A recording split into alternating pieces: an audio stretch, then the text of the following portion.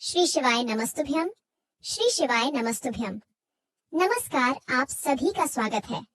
दोस्तों, महिलाओं के लंबे बाल उनकी सुंदरता और सौभाग्य के प्रतीक होते हैं। लंबे बाल होना स्त्रियों का एक प्रकार का आभूषण है जो माँ लक्ष्मी को अत्यंत प्रिय होता है। इसीलिए लंबे बालों का स्त्रियों के लिए बहुत अधिक महत्व होता है। लेकिन आप ये बताइए कि आप जब भी अपने बाल बनाती है अथवा कंघी करती है तो आपके बाल टूटते हैं और बालों का जो गुच्छा निकलता है, आप उसका क्या करते हैं? कहीं आप भी बाकी महिलाओं की तरह अपने बालों के गुच्छे को इधर उधर तो नहीं फेंक देती है या फिर कचरे के डब्बे में बिना सोचे ही डाल देती है? अगर आप भी ऐसी गलती करती है तो सावधान हो जाइए। ये गलती आपको बहुत बड़ी मुसीबत में डाल सकती है, आपके जीवन में परेशानियां खड़ी कर सकती है। इससे आप अपने ऊपर विपदाएं ओढ़ कर ले रही है। कहीं आप शारीरिक तौर पर बीमार तो नहीं रहती है, या फिर आपको कभी ऐसा महसूस होता है कि किसी ने आपके ऊपर कोई तंत्र मंत्र तो नहीं कराया है? क्या आप भी नकारात्मक शक्तियों के वश में रहती है? अगर आपको भी बार बार क्रोध आता है, आप हमेशा गुस्से में रहती है, चिड़ाचिड़ापन सताता है, पेट से संबंधी बीमारी है अथवा मानसिक परेशानियों से जूझ नहीं रही है, इसके पीछे आपके बालों का गुच्छा हो सकता है जिन्हें आप यूं ही फेंक देती है। इतना ही नहीं, ये आपके जीवन में आर्थिक परेशानियां भी खड़ी कर सकती है। परम पूज्य पंडित मिश्रा जी का कहना है कि जो भी महिलाएं अपने टूटे हुए बालों के गुच्छे को यहाँ वहाँ फेंक देती है, उन महिलाओं के जीवन में बहुत सारी परेशानियां बिन बुलाए ही आ जाती है और ऐसी महिलाएं हमेशा नकारात्मक शक्तियों के प्रभाव में ही रहती है। तो दोस्तों, आखिर इन बालों का करना क्या चाहिए? आपके मन में भी यह प्रश्न अवश्य ही आता होगा। तो आज के इस वीडियो में आपको बताने वाले हैं, टूटे हुए बालों को क्या करना चाहिए, उन्हें कहाँ फेंकना चाहिए, क्या उनका दान करना सही होता है? इन सभी सवालों के जवाब जानने के लिए आप इस वीडियो को पूरा जरूर देखें। लेकिन उससे पहले अगर आप इस चैनल पर नए हैं तो इसे सब्सक्राइब जरूर करें। साथ ही वीडियो को लाइक करके कमेंट में श्री शिवाय नमस्तुभ्यम जरूर लिख देना। दोस्तों, हिंदू धर्म के प्राचीन ग्रंथ सामुद्रिक शास्त्र में महिलाओं के बालों से संबंधित महत्वपूर्ण जानकारी दी गई है। महिलाओं के बालों से ही उनके स्वभाव और व्यवहार तथा भाग्य का भी पता चलता है। स्त्रियों के बाल देखकर ही जान सकते हैं कि उस स्त्री का आचरण कैसा है।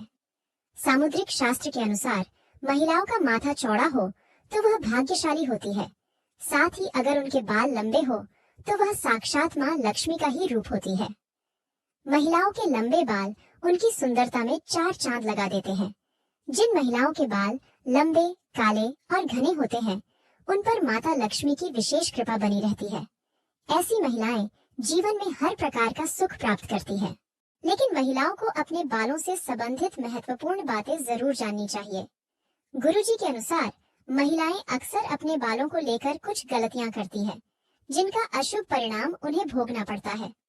जैसे कि महिलाओं को यह पता नहीं होता है कि उन्हें अपने बाल किस दिन धोने चाहिए और किस दिन नहीं धोने चाहिए। साथ ही महिलाओं के बाल काटने के संबंध में भी बातें बताई गई हैं। उन्हें अपने बाल कब कटवाने चाहिए और कब नहीं, इससे संबंधित नियमों का पालन भी महिलाओं को करना चाहिए, अन्यथा इसका अशुभ प्रभाव पड़ता है। हमारे शास्त्रों में यह मान्यता है कि हफ्ते के कुछ दिनों में महिलाओं को अपने बाल नहीं धोने चाहिए और काटने भी नहीं चाहिए। ये उनके लिए और उनके परिवार के लिए उचित नहीं होता है। आपने अक्सर लोगों को यह कहते हुए सुना होगा कि महिलाओं को मंगलवार, गुरुवार और शनिवार को बाल नहीं धोने चाहिए और ना ही बाल कटवाने चाहिए। इसके अलावा कुछ लोग यह भी मानते हैं कि सोमवार के दिन भी बाल नहीं धोने चाहिए। इसके अलावा महीने की कुछ खास तिथियों पर भी बाल धोने की मनाही की गई है, जैसे अमावस्या, पूर्णिमा, एकादशी आदि दिनों में भी महिलाओं का बाल धोना या कटवाना वर्जित होता है, क्योंकि इन दिनों में चंद्रमा उच्च या नीच स्थिति में होता है और इसका प्रभाव महिलाओं के मस्तक को प्रभावित कर सकता है। और ये न केवल उनके स्वास्थ्य को प्रभावित करता है, बल्कि इसका अशुभ प्रभाव उनके सांसारिक जीवन पर भी पड़ता है। गुरुजी के अनुसार सोमवार के दिन सुहागिन महिलाओं को बाल धोने से अथवा कटवाने से बचना चाहिए, क्योंकि इससे उनके पति की उन्नति में बाधा निर्माण होती है, उसकी तरक्की रुक जाती है। वही मंगलवार के दिन अगर सुहागिन महिलाएं बाल धोती है तो कुंडली में मंगल ग्रह कमजोर होता है। इससे उन्हें मंगल ग्रह से संबंधित परेशानियों का सामना करना पड़ता है, जैसे घर में क्लेश, लड़ाई झगड़े होना आदि। मंगलवार के दिन बाल कटवाने से और अपने टूटे हुए बालों को यहाँ वहाँ फेंकने से बचना चाहिए। इसी के साथ ही जिन महिलाओं के छोटे या बड़े भाई हैं, ऐसी महिलाओं को मंगलवार के दिन अपने बाल धोने से बचना चाहिए, क्योंकि मंगल ग्रह का संबंध भाई बहन के रिश्ते से भी होता है। जो महिलाएं मंगलवार और सोमवार के दिन अपने बाल धोती है, ऐसी महिलाओं के भाई के जीवन में परेशानियां आ सकती है। बुधवार को बाल धोना शुभ माना जाता है। इससे धन संपत्ति में वृद्धि होती है, घर में सुख समृद्धि और व्यापार में बढ़ोतरी होती है। वही गुरुवार के दिन स्त्रियों को ही नहीं बल्कि पुरुषों को भी बाल नहीं कटवाने चाहिए।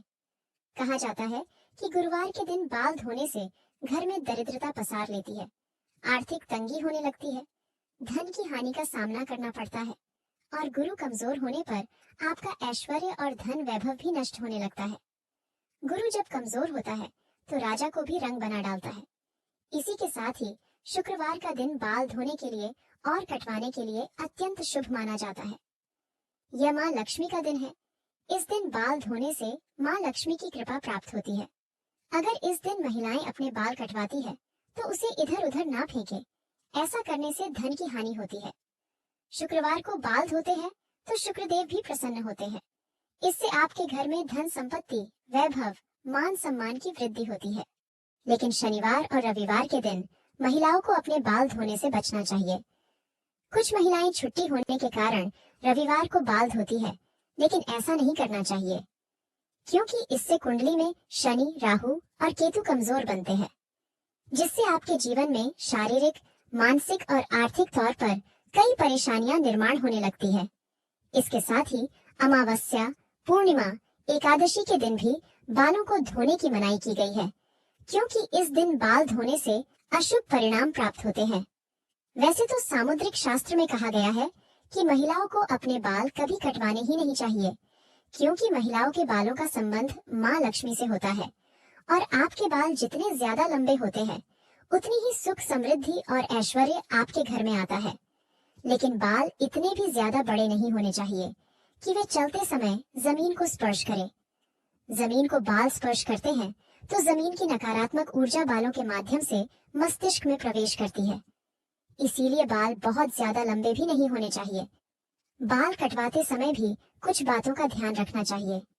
अगर आप रोजाना बालों में कंघी करते हैं तो बालों का जो गुच्छा निकलता है तो उसे यहाँ वहाँ ना फेंके। इसे किसी के पैरों में ना आने दे और ना ही अपने बालों को कहीं पर भी खुले में न छोड़े। रोजाना कंघी करते समय बालों का गुच्छा तो निकलता ही है और महिलाएं बिना सोचे ही उसे नाले में अथवा कचरे के डब्बे में फेंक देती है, या कुछ महिलाएं इसे जमा करके रखती है और किसी दिन बेच देती है। लेकिन ऐसी गलती कभी नहीं करनी चाहिए। महिलाओं को यह जानना जरूरी है कि महिलाओं के बालों से तंत्र शास्त्र किया जाता है और जो महिलाएं अपने बालों को यहाँ वहाँ फेंक देती है और उनके बाल किसी दुष्ट या पापी व्यक्ति को मिल जाए तो वह उन बालों का दुरुपयोग कर सकता है। इसके साथ ही ऐसे बालों की तरफ नकारात्मक शक्तियां भी आकर्षित होती है, जिसका नकारात्मक प्रभाव उस महिला के जीवन पर पड़ सकता है। ये नकारात्मक शक्तियां उन पर हावी हो सकती है और उन्हें मानसिक रूप से परेशान कर सकती है। इसी के साथ ही कई तांत्रिक लोग महिलाओं के बालों का प्रयोग करके महिलाओं पर वशीकरण भी कर लेते हैं। साथ ही तांत्रिक लोग अपने तंत्र शास्त्र में शक्तियों को सिद्ध करने के लिए भी महिलाओं के बालों का इस्तेमाल करते हैं। तो परम पूज्य पंडित प्रदीप मिश्रा जी का कहना है कि अगर आप अपने बाल बनाते हैं और आपके बाल झड़ते हैं, टूट जाते हैं और बाल कटवाते समय आपके जो कटे हुए बाल होते हैं, महिलाओं को कोशिश करनी चाहिए कि आप उन बालों को इकट्ठा करके कहीं पर भी मिट्टी में दबा दीजिए, या फिर अगर आप ऐसा नहीं कर सकते हैं तो जब भी आप अपने बालों को कचरे में फेंके या फिर यहाँ वहाँ पर फेंके तो उन्हें इकट्ठा करके उन पर थूक दें। ऐसा करने से कोई भी तांत्रिक या फिर बुरी शक्ति आपके बालों का इस्तेमाल नहीं कर सकते। तो दोस्तों, इस प्रकार से गुरुजी ने महिलाओं को महत्वपूर्ण उपदेश दिया है। उम्मीद है आपको यह जानकारी अच्छी लगी होगी। वीडियो को लाइक जरूर करें और कमेंट में जय माँ लक्ष्मी और जय श्री कृष्ण जरूर लिखें। साथ ही अगर आपको ऐसी ही आध्यात्मिक जानकारी वाली वीडियो अच्छी लगती है तो आप हमारे इस चैनल वास्तु टिप्स को सब्सक्राइब कर लीजिए। आप सभी का धन्यवाद।